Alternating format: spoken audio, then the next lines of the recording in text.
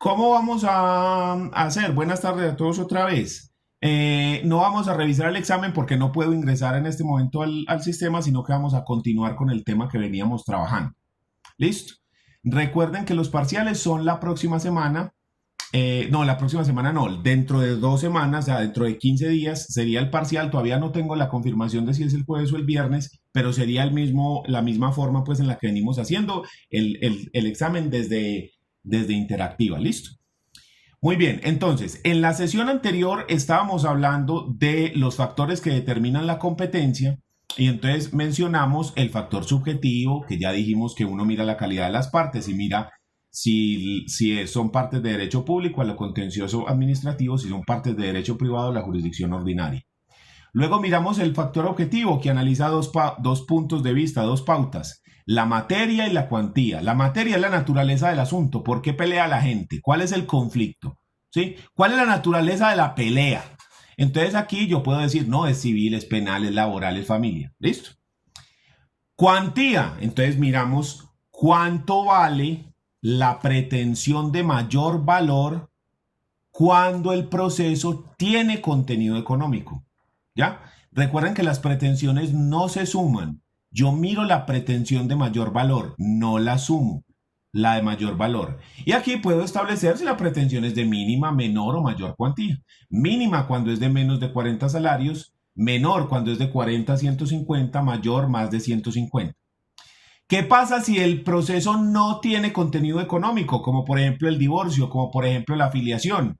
Son procesos que no tienen contenido económico. Entonces, en ese caso, hablamos del factor funcional y nos tenemos que referir de manera específica a lo que la ley le asigna a un juez específico. Entonces, estuvimos revisando el Código General del Proceso que le atribuye al juez civil municipal en única instancia, en primera instancia, el de circuito, etcétera. También revisamos el penal, el Código de Procedimiento Penal, donde diferentes delitos se le atribuyen a diferentes jueces.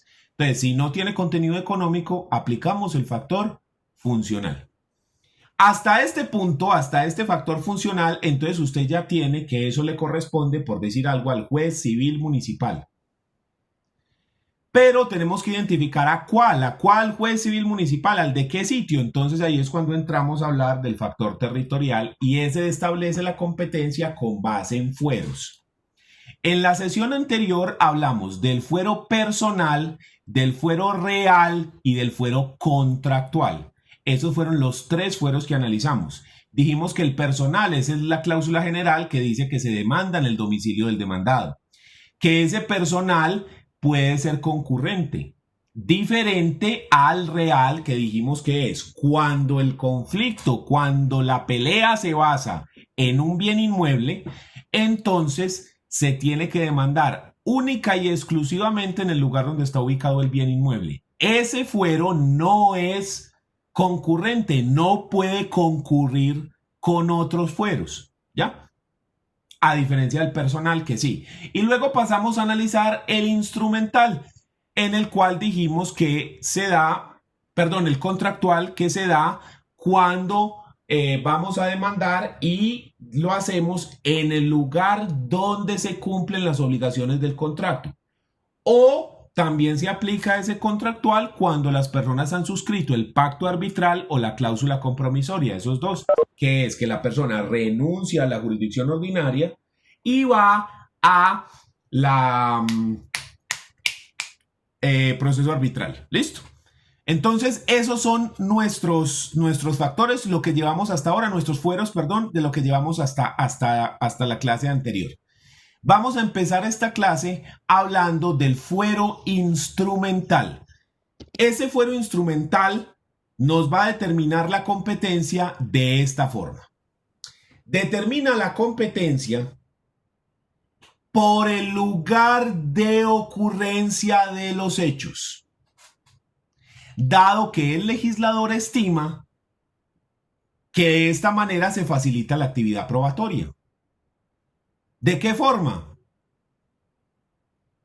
Vamos a suponer que hay un accidente de tránsito y que yo digo que yo me pasé el semáforo en rojo porque hay unos árboles que tapan el semáforo. Entonces yo no me di cuenta ni siquiera que había semáforo. Yo podría pedir como prueba que el juez se desplace hasta el lugar de los hechos y constate con sus propios ojos a ver si eso sí es cierto o no. Lo cual sería mucho más fácil si, por ejemplo, el choque sucede en Envigado y el juez de Envigado va y se desplaza. Porque ¿qué pasa si el choque fue en Cartagena y le corresponde al juez de Envigado? A él sí le queda muy difícil desplazarse hasta allá para ir a corroborar si hay un árbol que está estorbando la vista del semáforo o no. Entonces, en ese evento, Es a nivel territorial y jurisdicción. exactamente, entonces, en ese evento, ¿qué es lo que decimos? Que ¿quién es el juez competente? El juez del lugar donde ocurrieron los hechos. Pero entonces ahí tenemos que tener en cuenta lo que vos estás diciendo. Cada juez tiene unos ámbitos territoriales diferentes, porque tenemos al juez municipal, que es el municipio, al de circuito, que son varios municipios, a los tribunales, que puede ser todo un departamento, y a la corte, que podría ser todo Colombia, ¿cierto? Entonces hay que tener en cuenta esas cosas, porque, por ejemplo, si es un juez civil municipal de Envigado, no puede ir a Sabaneta a corroborar lo que le estoy diciendo. Pero si es un juez civil de circuito de Envigado, sí lo puede hacer, porque el circuito de Envigado comprende a Envigado y a Sabaneta.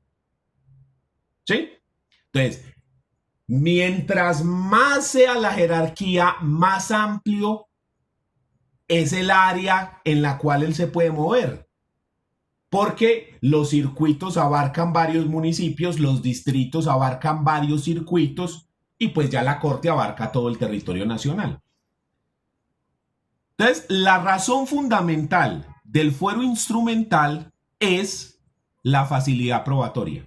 Es más fácil para el juez llevar un proceso y practicar pruebas en el mismo lugar donde ocurrieron los hechos.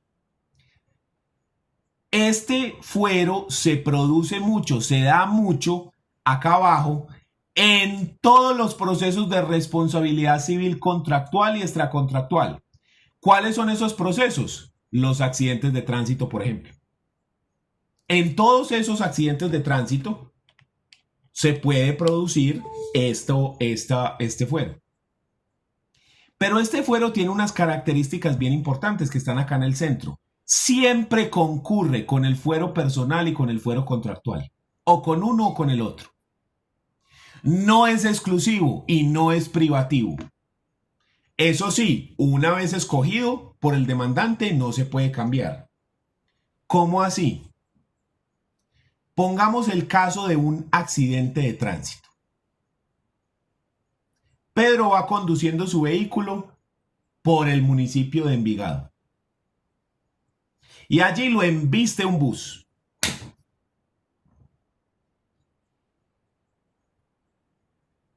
¿Dónde puede demandar Pedro por los daños recibidos? Ahí en Itagüí. O también puede mirar quién es el dueño del bus y entonces vamos a decir que es Pedro Pérez. ¿Sí? O Juan Martínez o Través o cualquier empresa. ¿Y cuál es Teniendo en cuenta la situación de las cosas y el lugar donde se encuentran los instrumentos del proceso. Exactamente, pero entonces usted va a demandar a Santra. ¿Cuál es el domicilio de Santra? Medellín. ¿Sí? ¿En dónde ocurrieron las cosas? En Itagüí. Entonces, usted como demandante puede escoger en dónde quiere. En el lugar donde ocurrieron, que fue Itagüí, o en el domicilio del demandado, que es Medellín. Usted es el que escoge como demandante. Pero una vez que usted ha escogido, ya no lo puede cambiar. Si usted decidió ir a demandar a Medellín, ahí se quedó el proceso y ya usted no puede cambiarlo. ¿Y en qué momento podría concurrir eso con el fuero contractual? Si es un caso de responsabilidad civil contractual, por ejemplo. ¿Qué es responsabilidad civil extracontractual? Cuando ocurre una circunstancia que genera perjuicios. Pero entre las partes no hay ninguna clase de contrato. Diferente, por ejemplo, que entre usted y yo haya un contrato de cualquier cosa, arrendamiento, ¿sí? Y usted como arrendatario hizo unos daños en la propiedad.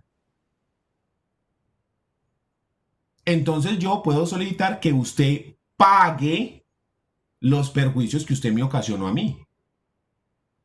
Eso es un caso de responsabilidad civil contractual. ¿Yo qué le estoy cobrando?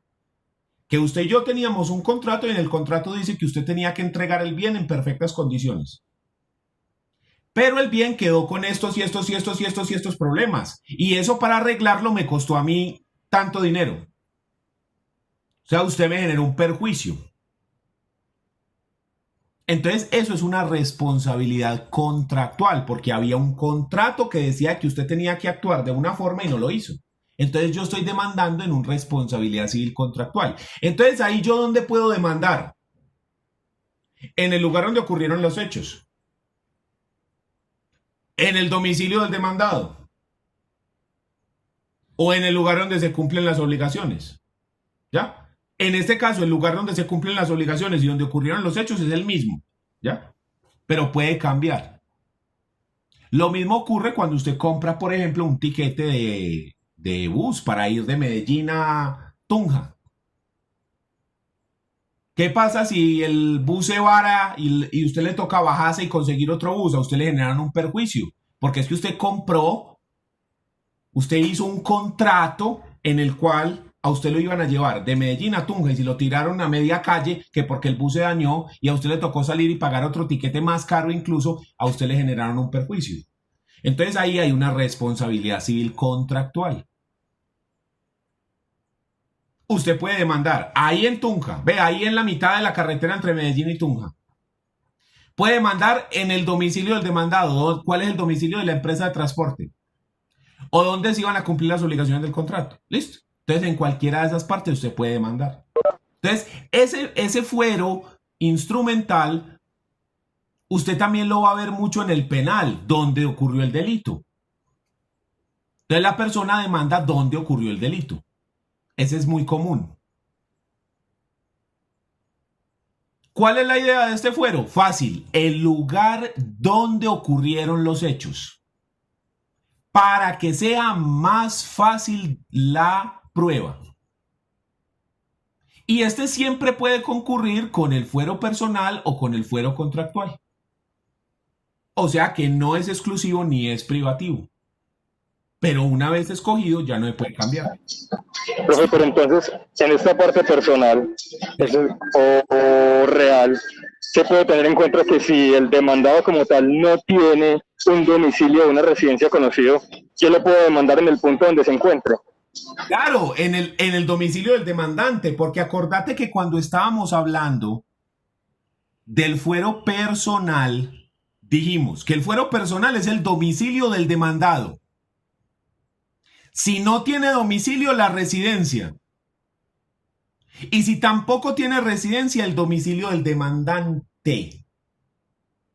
Entonces, en el caso que vos estás diciendo, ante una situación en la que concurran los fueros, yo puedo escoger.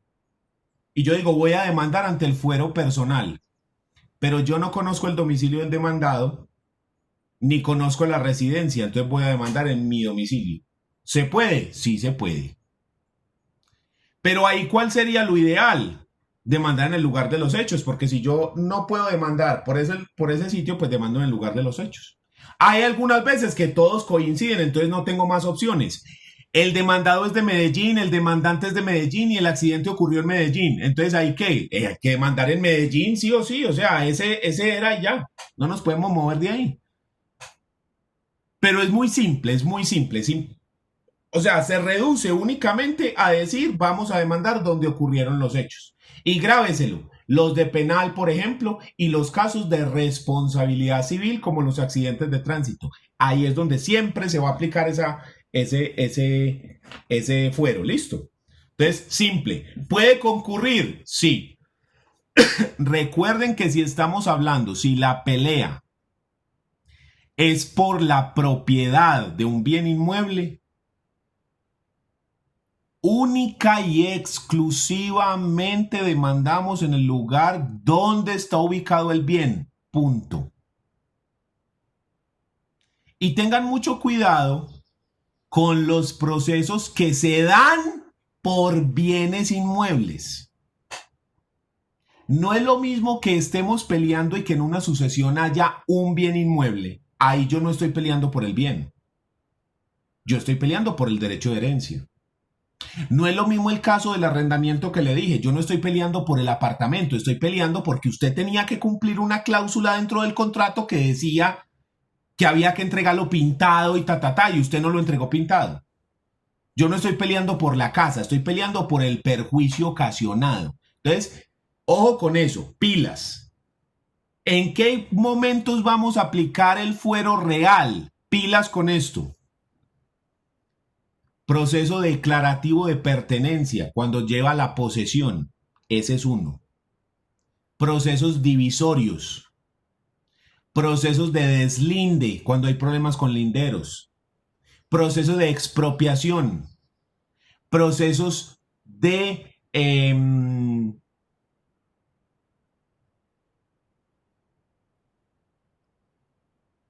servidumbres. En esa clase de casos vamos a utilizar el fuero real, donde está ubicado el bien inmueble. Listo. Dicho esto, nos queda el siguiente fuero, que es fuero hereditario. Este fuero dice que el juez competente para adelantar un proceso de sucesión es el juez del último domicilio del causante. A falta de este, el del asiento de los negocios, y a falta de estos dos, la residencia del causante. Mucho cuidado con lo que le voy a decir a continuación. Pilas. En ningún caso, nunca, jamás de los jamases, será competente el juez del lugar donde murió el causante. Mire lo que lo tengo acá. Pilas con esto. El competente para las sucesiones es el juez del último domicilio del causante, nunca el lugar de la muerte. En las sucesiones no importa ni de qué se murió ni dónde se murió. En las sucesiones esa información es chisme. Porque en el proceso de sucesión, ¿qué es lo que yo hago? Fulano muere y voy a repartir el patrimonio. No me importa de qué se murió, igual hay que repartir el patrimonio. No me importa dónde se murió, igual hay que repartir el patrimonio. Entonces yo lo que miro es el último domicilio del causante, no el lugar de la muerte. Este fuero es exclusivo. Nunca concurre con ningún otro. Entonces, siempre que hablemos de sucesiones, siempre, absolutamente siempre, vamos a hablar de último domicilio del causante. Norman, el Código de Procedimiento Civil está derogado. Habría que buscar cuál es el equivalente de ese artículo que me estás diciendo en el Código General del Proceso. ¿Sí? Porque el Código de Procedimiento ya está derogado. Aquí decía eso sobre la sucesión, que es decir, el último domicilio del causante, para conocer cuáles eran las siguientes acciones, sobre la partición y división, contrato de albaceas, legatarios y acreedores de la herencia, todo esto. Entonces, ¿a dónde vamos?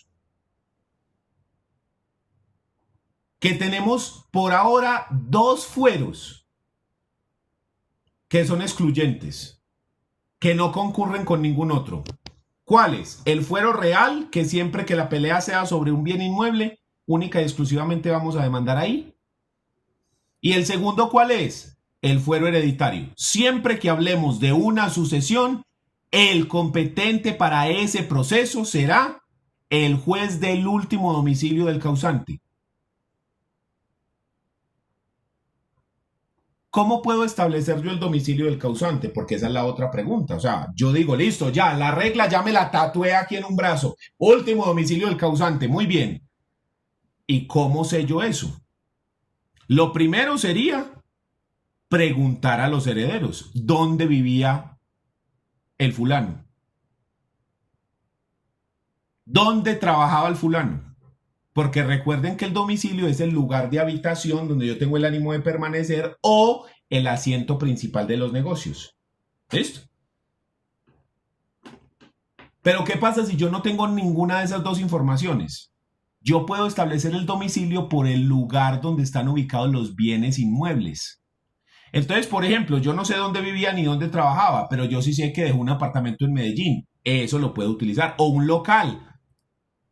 Entonces yo puedo utilizar ese bien como el domicilio, porque si no es la casa, pues sí podría ser el asiento principal de sus negocios. La persona podría vivir de la herencia o tiene una finca cafetera. Entonces yo digo que de ahí puede sacar su...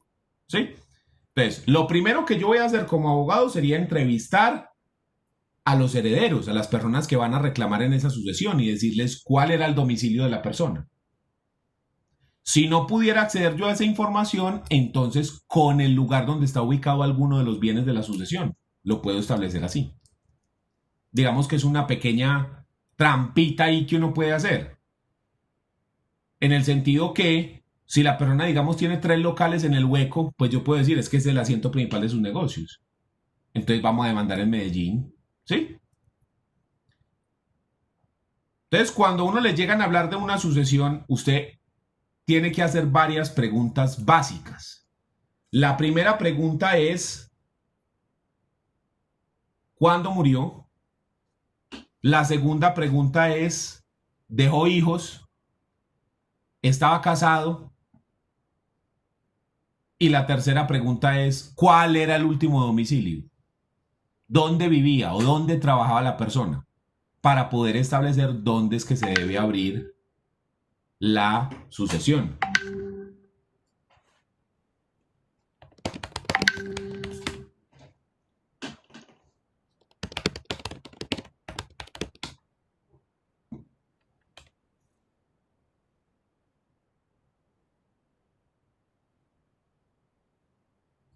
Denme un segundo, por favor.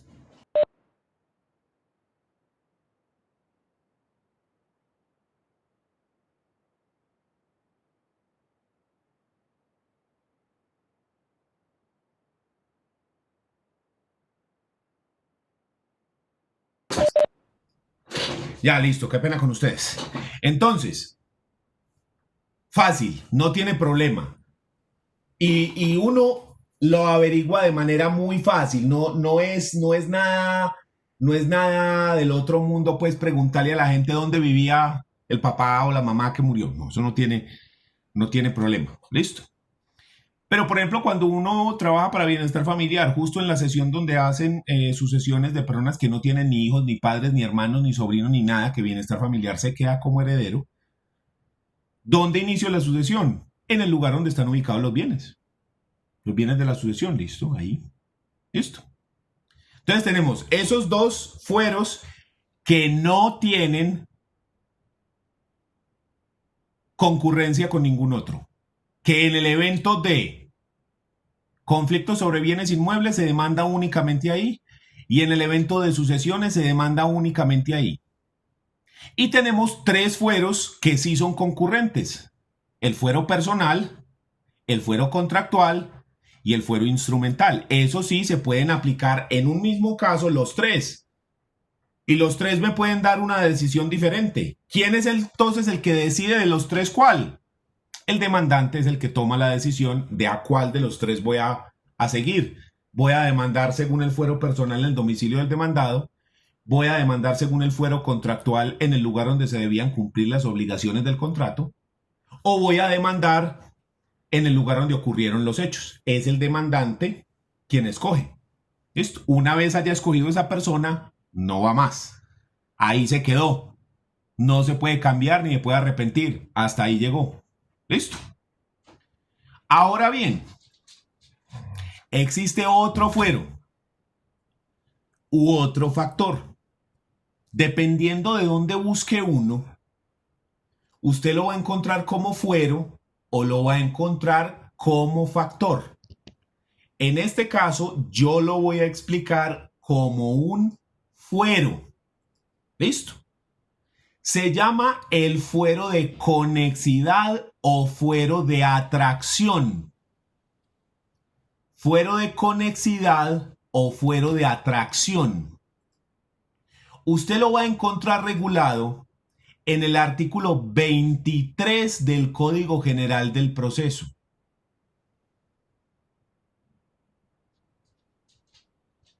Mírelo acá. Acá. Fuero de atracción, artículo 23. Cuando la sucesión que se esté tramitando sea de mayor cuantía, el juez que conozca de ella y sin necesidad de reparto será competente para conocer de todos los juicios que versen sobre nulidad y validez del testamento. Ahí tenemos un caso. Primero, nulidad y validez del testamento. ¿Dónde se demanda? En el mismo sitio donde se está demandando, donde se abrió la sucesión, si es de mayor cuantía. Reforma del testamento, otro proceso. Desheredamiento, otro proceso. Indignidad o incapacidad para suceder, otro proceso. Petición de herencia, otro proceso. Reivindicación por el heredero de cosas hereditarias, otro proceso.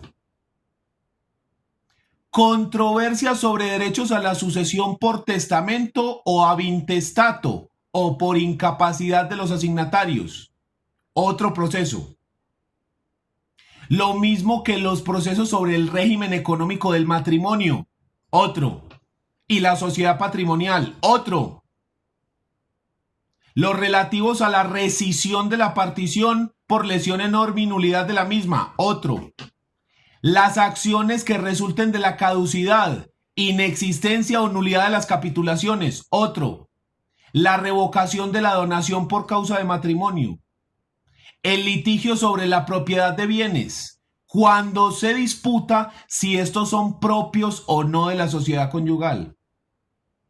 Las controversias sobre subrogación de bienes o las compensaciones respecto de los cónyuges y a cargo de la sociedad conyugal o a favor de esta o a cargo de aquellos en caso de disolución y liquidación de la sociedad conyugal. Todos estos procesos se tramitan en el mismo lugar donde se está tramitando la sucesión de mayor cuantía. ¿Por qué? Porque el juez que conoce de la sucesión se le facilita conocer de esos otros procesos porque él ya tiene un conocimiento de causa. Él ya sabe quién es el muerto, qué fue lo que dejó, quiénes son los herederos, si estaba casado o no.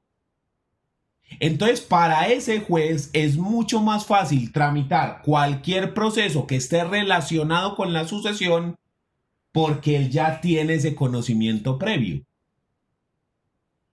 O sea que este fuero de atracción es una aplicación del principio de economía procesal. Como este juez ya sabe el asunto, ya conoce de este asunto, a él se le facilita entonces resolverlo. Entonces, por esa razón, cogemos a este juez y lo llamamos para que él también conozca de todos estos procesos anexos que tienen una relación. Entonces, ese fuero de atracción está regulado en el artículo 23 del Código General del Proceso. Y se aplica siempre y cuando la sucesión sea de mayor cuantía. Y entonces, ante la pregunta, profe, ¿y qué pasa si la sucesión entonces es de menor o mínima cuantía? ¿Ahí qué hacemos? Ahí sí nos toca coger cada proceso y aplicarle los factores de manera individual. Entonces, si la sucesión es de menor o mínima cuantía, todos esos otros procesos que están mencionados en ese artículo 23 se tienen que aplicar las reglas de ese proceso de manera independiente. ¿Ya? Así es como funciona el asunto. Entonces, tenemos todos los factores que determinan la competencia hasta este momento.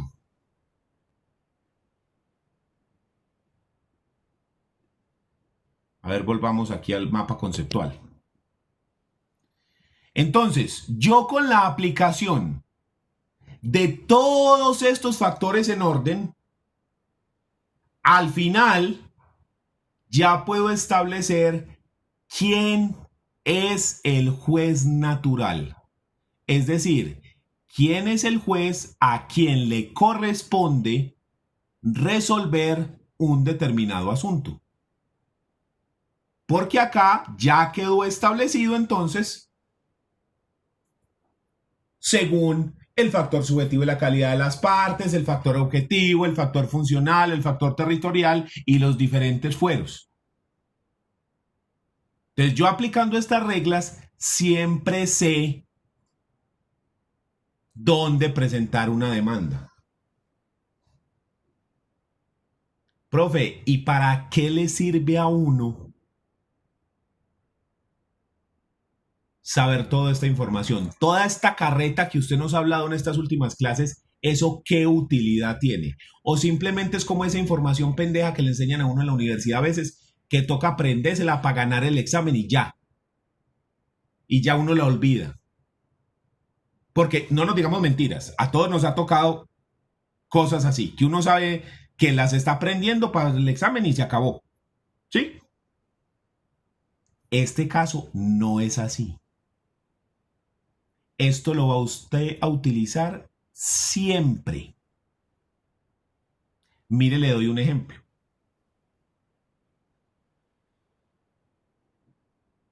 El acto por excelencia que hacemos los litigantes es demandar.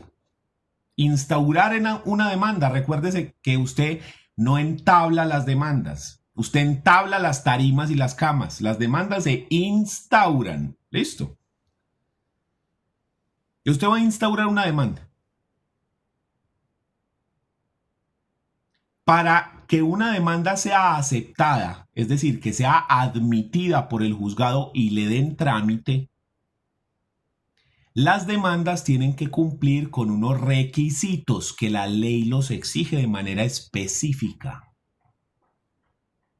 Eso usted lo va a estudiar en procesal civil general y en procesal civil especial. Y en cada materia, pues, tiene sus propios requisitos. Las de laboral tienen sus requisitos, las de administrativo tienen sus requisitos y demás. Hablemos del civil. Esos requisitos en civil, lo que tiene que contener una demanda, tiene que contenerlo porque si no, no se la admiten en el juzgado. Eso está todo regulado acá en el artículo 82 del Código General del Proceso. Entonces, acá están todos los requisitos. 1, 2, 3, 4, 5, 6, 11 requisitos. Todo esto tiene que estar dentro de la demanda, si no, no se la admiten. Y el primero de esos requisitos es este, vea, la designación del juez a quien se dirija.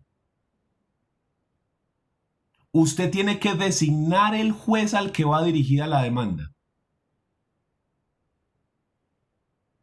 Y además, acá en el 9 le dicen la cuantía del proceso cuando su estimación sea necesaria para determinar la competencia o el trámite. O sea que dentro de estos 11 requisitos tenemos 2 el primero y el noveno, donde usted tiene que aplicar las reglas que acabamos de ver para poder determinar de manera correcta quién es el juez competente. Entonces, cuando usted está estudiando este tema de los factores que determinan la competencia, téngalo claro que no estás perdiendo el tiempo, que no estás estudiando para ganar el examen y nunca vas a volver a ver esa información. Por el contrario, esta la vas a ver siempre. Porque incluso cuando uno no está demandando, sino que cuando usted está contestando una demanda, usted también tiene que revisar eso. Porque es que a su cliente le pueden estar vulnerando el principio del juez natural. Entonces usted tiene que revisar que la demanda sí haya sido puesta ante el juez que es competente. ¿Y qué pasa si yo hago el análisis y me da que no? Yo puedo solicitar en la contestación una excepción previa, que se llama falta de competencia. Decirle, señor juez, usted no puede tramitar este proceso porque usted no es el juez competente, toda vez que el juez competente es tal. Porque mire que por el factor subjetivo, factor objetivo, ¿sí? Entonces, en ese evento, yo como demandado, como abogado del demandado, también tengo que saber esto a la perfección. Ah, no, y si usted va a ser juez, con mayor razón. Porque el papel fundamental del juez es, primero que nada, cuando recibe una demanda, lo primero que hace antes de revisar que quién tiene la razón, que las pruebas, lo primero que va a hacer el juez es hacerle un control de legalidad a esa demanda. Y lo primero que vas a revisar dentro de ese control de legalidad es si el juez sí es competente o no. Entonces él va a revisar todos esos asuntos, uno a uno, todos los factores, para determinar si él sí es el juez competente. ¿Y qué ocurre si el juez determina que él no es competente para conocer de ese proceso? ¿Qué hacemos ahí? El juez entonces procede a dictar un auto de rechazo de la demanda. En ese auto de rechazo, el juez tiene que decir por qué está rechazando. Entonces él tiene que decir, yo no soy competente, pero tiene que sustentarlo, porque acordémonos del principio de motivación, que es el que usted tiene que exponer las razones por las cuales se toman las decisiones. Entonces, si usted lo tiene que sustentar, usted tiene que decir, yo no soy competente por esto y esto y esto y esto y esto y esto y esto. ¿Y cómo sustento yo una falta de competencia? Con los factores que la determinan. Pero además de eso, no se acaba ahí el asunto. Yo como juez llego y analizo y digo, yo no soy competente. Saco el auto de rechazo, donde digo se rechaza la tramitación de la demanda en este juzgado por falta de competencia, por estas y estas y estas y estas razones. Además de eso, el juez tiene la obligación de remitir el proceso al juez que sí es competente. O sea que si usted tenía pensado ser juez, si usted alguna vez ha dicho, hombre, a mí no me chocaría ser juez, a mí me gustaría presentarme al concurso y trabajar como juez.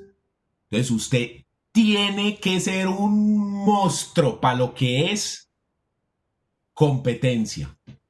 Porque usted lo primero que va a revisar es si usted es o no es competente. Y en caso de que no lo sea, tiene que decir las razones por qué y enviarlo al competente. Profe, una pregunta. Dígame. Si el juez no hace el correcto análisis de competencia y termina llevando el caso, aunque no tenga pues esa facultad, ¿qué pasa con esa demanda? Entonces ahí es donde viene la parte que le estaba yo diciendo del demandado, que el demandado hace el segundo filtro. El primer filtro lo hace el juez, el segundo lo hace el demandado. El demandado llega y revisa a ver si es competente. Si no, propone la excepción de falta de competencia. Pero vamos a suponer que el demandado tampoco se dio cuenta. O sea, el juez no se dio cuenta y está llevando una demanda para la cual él es incompetente. Y el demandado también se quedó callado. O sea que el proceso se terminó o se siguió tramitando. ¿Qué puede ocurrir ahí? Que todo lo que se haya hecho, todo lo actuado es anulable porque ese juez no es la persona que tiene la autoridad para resolver ese conflicto. ¿Cómo le llamamos a eso? No tiene la competencia. ¿Ya? Entonces, se puede anular. Gravísimo, gravísimo. Imagínense, después de 5 años le anulan a usted todo el proceso. O sea que usted votó 5 años a la basura. ¿Y qué es lo otro más grave? Que el tiempo de prescripción puede seguir corriendo. ¿Sí? Sí, profe, muchas gracias. Entonces mire pues el asunto. O sea, mire que esto no es información insulsa, que no sirve para nada, sino que es información muy importante. Una de las cosas que a mí me parecen más importante cuando yo dicto una cátedra es esto, decirle a la gente para qué es que sirve lo que le estoy diciendo. Porque yo tenía ese problema en la universidad. Si yo no le veía utilidad a la información que me estaba dando el profesor, a mí me daba cualquier cantidad de dificultad aprenderla, comprenderla y estudiarla, porque yo decía, ¿para qué estoy estudiando estas babosadas? Aquí entre nosotros, las escuelas del derecho penal, si no sabe de qué le estoy hablando, lo va a saber. Y si ya sabe lo que le estoy diciendo. Que yo decía, hombre, pero ¿y yo para qué esta pendejada? Y me daba muchísima dificultad estudiar el tema, por eso. En cambio, cuando yo le veía la utilidad, cuando yo veía que eso sí sirve, más fácil, más bola le paro, más fácil lo estudio y más fácil lo comprendo. Entonces, por eso le hago hincapié en decirle que esto sí es importante, mucho, y lo va a utilizar en todo, y no solo en civil, en penal también, en laboral también, en administrativo también, en todas las ramas del derecho. Usted tiene que saber siempre quién es el juez natural. ¿Cuál ha sido el problema con Álvaro Uribe en estos días? Este problema, esto que estamos hablando. Que si el competente es la corte, que si el competente es la jurisdicción ordinaria, que entonces quién investiga, que entonces quién falla, que entonces... Este ha sido el problema. ¿Cuál fue el problema con la sentencia de Andrés Felipe Arias? Que si tiene o no tiene segunda instancia. Y si sí la tiene, ¿quién es el que la conoce? ¿Quién es el juez competente para conocerlo? ¿Sí? Entonces mire que es un caso que lo ve usted en todos los lados, en todas partes. Entonces esto es súper, súper importante. Profe, yo tengo una pregunta. Dígame. En caso tal de que suceda, pues, por ejemplo, el caso que usted puso de que pasaron 5 años, entonces ahí no solo va tiempo, sino también dinero. Claro, En ese caso, sería, pues, obviamente responsable del Estado. ¿Habría una indemnización por ello? el abogado es responsable porque acuérdense que nosotros con el poder adquirimos una obligación de medio, no de resultado. Es decir, el abogado nunca puede prometer un resultado a su cliente porque la decisión no la tomo yo, la toma el juez. ¿Cierto? Entonces yo no puedo prometerle un resultado a mi cliente. Sin embargo, yo lo que sí tengo que poner es toda mi diligencia, mi conocimiento y mi cuidado para asegurar el mejor resultado posible. ¿Ya? Si yo presento una demanda ante el juez que no es, y después eso pasa y sigue y se anula y se perdió una cantidad de tiempo y se perdió plata, ¿de quién es la culpa?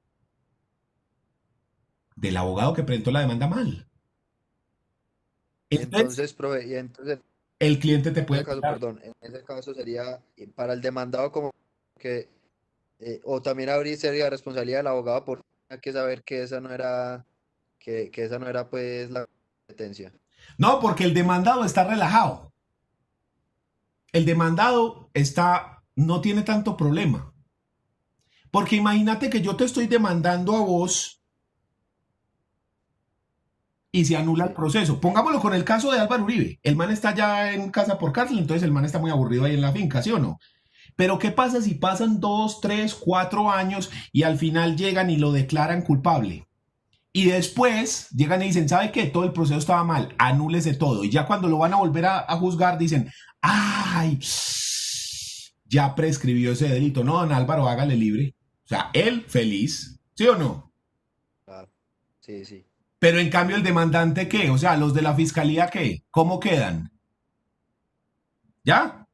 Sí, y en ese caso no habría una sanción para el juez también porque, pues a pesar de que lo que usted dice es cierto, yo no lo había pensado, también hay una responsabilidad, pues hay cierta responsabilidad del juez, ¿no? Sí, también podría tener el juez su grado de culpabilidad, suponiendo que sea porque por negligencia no lo vio.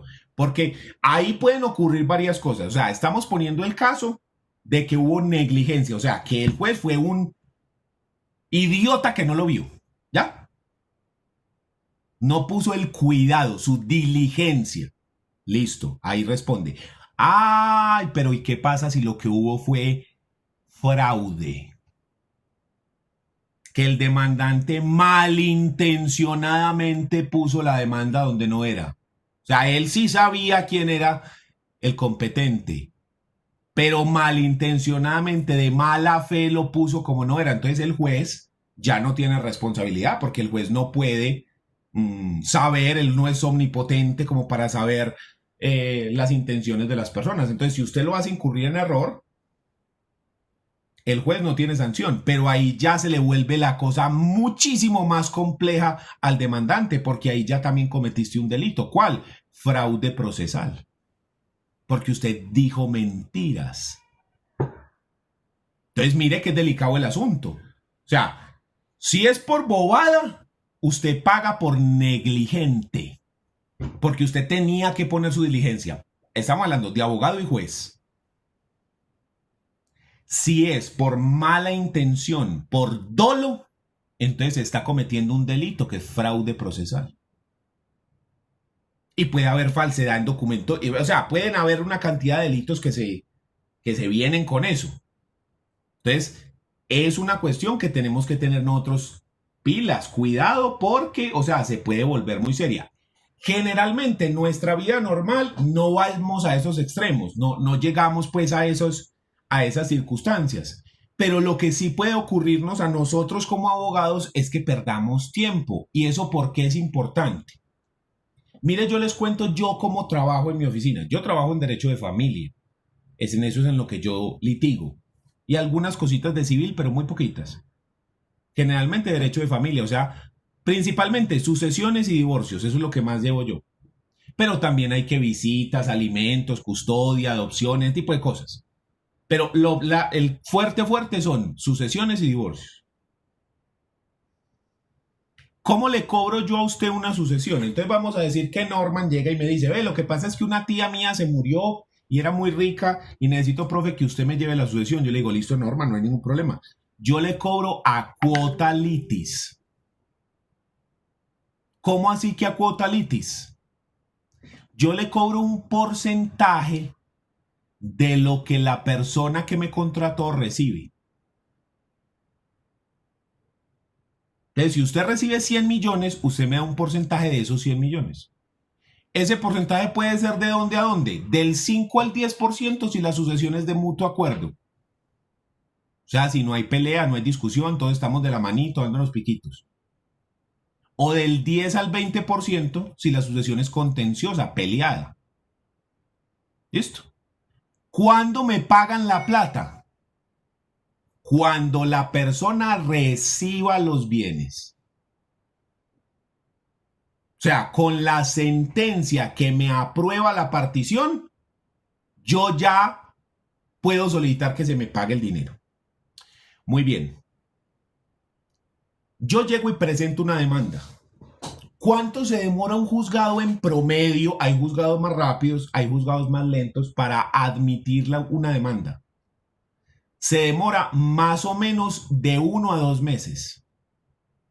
para admitirla, o sea, para llegar, revisar y decir, sí, sí soy el competente, su demanda cumple con todos los requisitos, ok. O para decirme, no, se inadmite porque su demanda le falta esto y esto, vaya y tráigamelo. O para decirme, se rechaza, yo no soy competente y mandarla donde otro manda. Listo. Entonces, vea, yo la presento hoy, 25 de septiembre. Vamos a suponer que el juzgado se me demora un mes. O sea, al 25 de octubre, el juzgado llega y me saca un auto de rechazo. El juez me rechaza y dice, yo no soy el competente es el juez de Bello, por decir algo. Entonces el juez lo envía ya. Ese envío del juzgado de Envigado al de Bello se demora, póngale 15 días. Entonces ya llevamos un mes y 15 días. Cuando recibe el juzgado de Bello, ¿cuánto se demora? Más o menos otro mes. Entonces llega el juzgado de Bello y se me tiró otro mes. Y al mes me dijo, sí, yo sí soy competente, tan. ¿Qué me dio esto? Que yo perdí 2 meses y medio.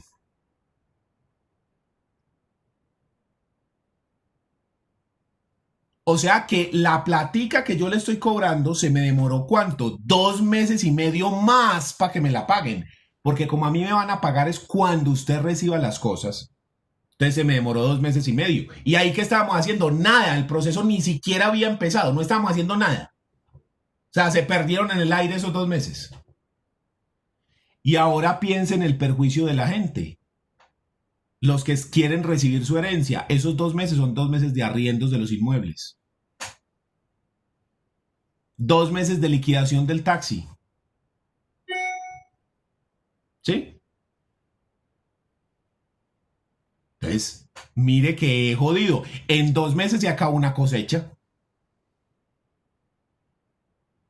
Entonces, mire que puede que no lleguemos al extremo de que me sancionen y de que usted se meta en el problema penal. Puede que lleguemos a ese extremo. Pero aún así el tiempo es muy valioso como para que se pierda tan pendejamente como por no hacer uno cuidadosamente el estudio.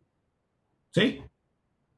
Entonces, eso es clave, usted manejar muy bien los factores que determinan la competencia para tratar de evitar al máximo posible que ocurran estas circunstancias. Es una forma de evitar que se pierda tiempo. ¿Ya? Muy bien. ¿Quién más tiene alguna duda?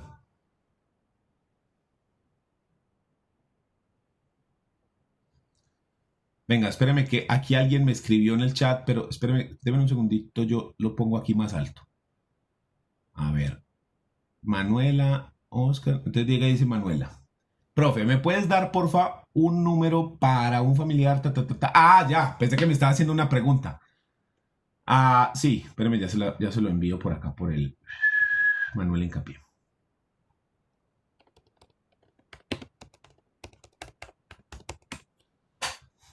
Listo, ahí se lo mandé ya.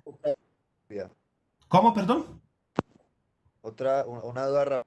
Diga. El porcentaje que usted habló de lo que cobra pues en esa forma de cobro, ¿es costumbre o simplemente lo define usted? Porque por ejemplo en Las Vegas es un caso aparte, es por costumbre se cobra, se cobra el 3%, por decir algo.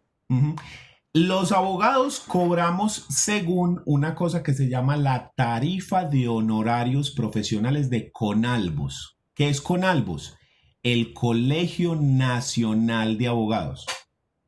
Esa gente cada año saca una cosa que se llama la tarifa de honorarios profesionales. Venga, yo la busco a ver si está por acá. Conalvos. Vea, aquí tengo una viejita.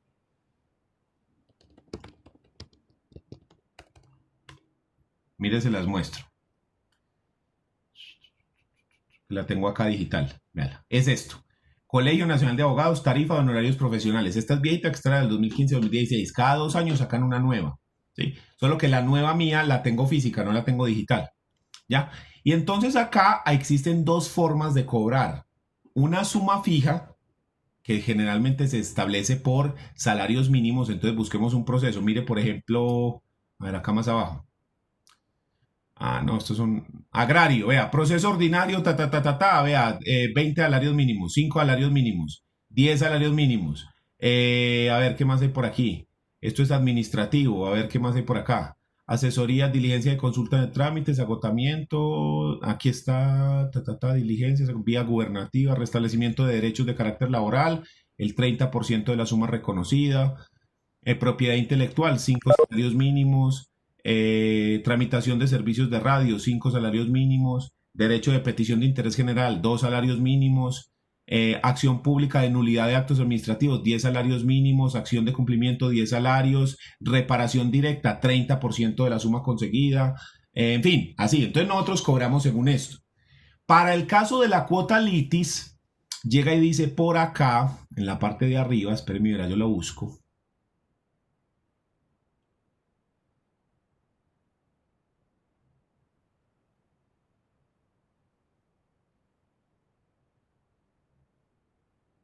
Está más abajo.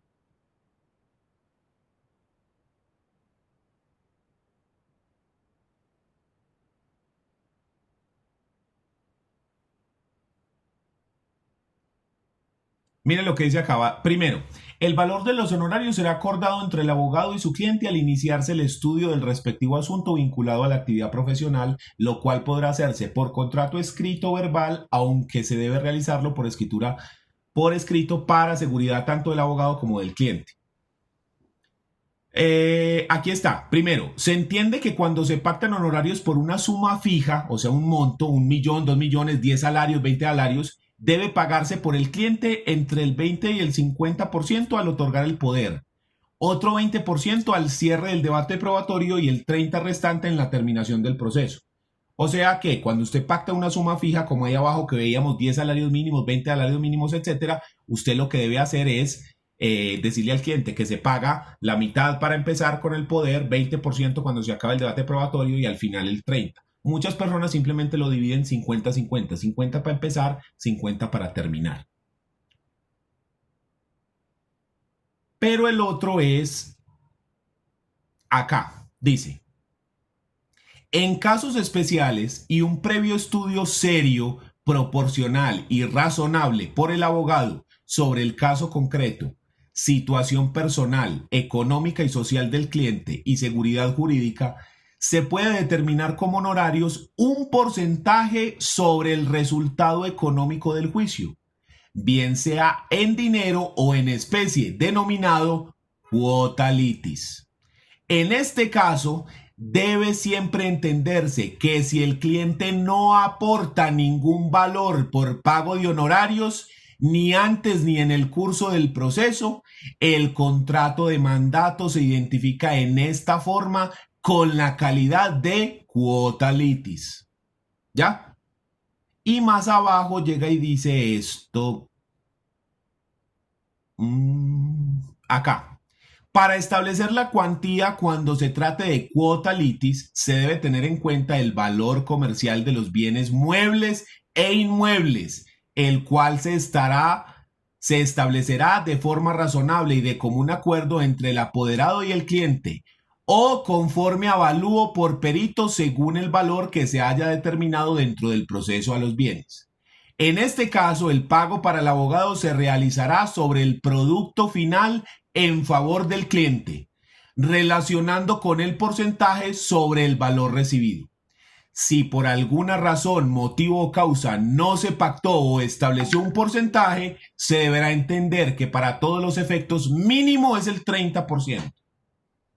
Entonces, lo que hace Conalvos es que nos dice, usted puede pactar honorarios de dos formas. Una suma fija, 10 salarios, 5 salarios, 2 millones, 3 millones, 4 millones. Generalmente lo que se recomienda es pactar en salarios mínimos, como lo que vimos ahí. Y la otra forma es la cuota litis, que es un porcentaje de lo que recibe el cliente. Usted puede pactar con su cliente. Entonces, nosotros en nuestra oficina tenemos por costumbre que si los procesos son de mutuo acuerdo entre el 10 y el 20%, dependiendo del cliente, de quién es, si es conocido, si es mucha plata, si es poquita plata, lo difícil que sea, en fin. Y si el proceso es contencioso, peleado, del 10 al 20%, teniendo en cuenta que cuánta plata es, con quién hay que pelear, cuál es la pelea, etc. ¿Listo? Sin embargo, nos dice ahí, si las personas no lo pactan, mínimo es el 30. Por ejemplo, en administrativo siempre trabajan con esa cifra, el 30. En laboral se pueden llevar hasta el 50.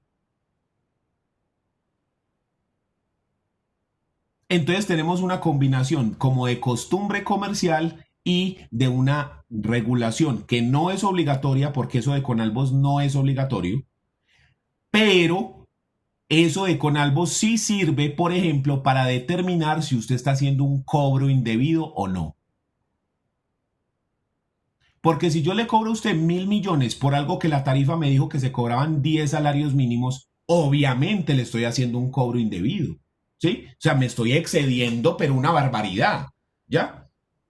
Y si yo le cobro el 80% del porcentaje, pues es que es ridículo. O sea, ¿para qué el cliente? No, o sea, no. Eso es un cobro excesivo. Entonces, esa tarifa de honorarios profesionales de Conalvos es una guía que tenemos los abogados. Es más, a usted le da mucha elegancia y al cliente le da mucha tranquilidad cuando usted le dice al cliente, es que yo no le estoy cobrando a usted precios SM, según el marrano. No, yo le estoy cobrando, vea, según el Colegio Nacional de Abogados. Mire lo que ellos dicen, vea. ¿Sí? Y así es más fácil de que no le pidan a uno rebaja, pero usted sabe que en Colombia la gente siempre pide rebaja. Entonces, por eso es que yo cobro del 10 al 20. Entonces, uno pide el 20 y puede ir bajando. ¿Sí me entiende? Dependiendo del caso. Dependiendo del caso. Así es como se cobra. Entonces, cuando yo cobro a cuota litis, mientras más rápido salga el proceso, más rápido, mejor para mí. ¿Por qué? Más rápido me pagan. Mientras el proceso más se me demore, peor para mí, porque más se me demora la platica. Entonces hay que tener eso en cuenta. Eso hay que tenerlo en cuenta. ¿Listo? Entonces, las personas que no pudieron hacer el examen por esas causas de sistema, el próximo jueves lo presentan en el horario de clase. Si no lo puedo presentar ahí sí ya me queda muy difícil volvérselo a poner. ¿Sí? El próximo jueves. ¿Qué vamos a ver en las próximas clases? Porque nos quedan 2 clases. Usted está presentando el examen, entonces le toca presentar el examen y parar bolas o después la escucha en YouTube o hace alguna cosa. Vamos a ver el tema que se llama conflicto de competencias. Entonces, damos un repaso a los factores y nos metemos a hablar del conflicto de competencias. Ese va a ser nuestro próximo tema. Y después de eso ya vendría el parcial. Que creo, si no estoy mal, que es el jueves, en la misma forma en la que hemos venido haciendo los exámenes. Y ya para la semana de más arriba, entonces podemos continuar con el tema. ¿Por qué no hemos revisado todavía el examen? Porque está caída la página y no lo podemos revisar. ¿Listo?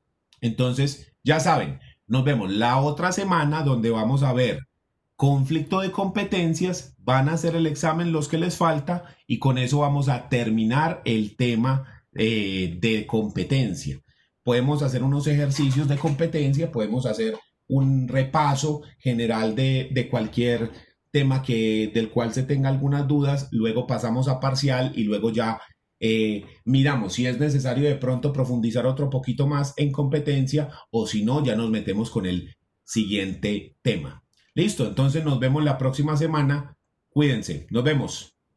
Hasta luego, profesor. Ahorita monto esta clase en YouTube también. Chao. Gracias. Gracias.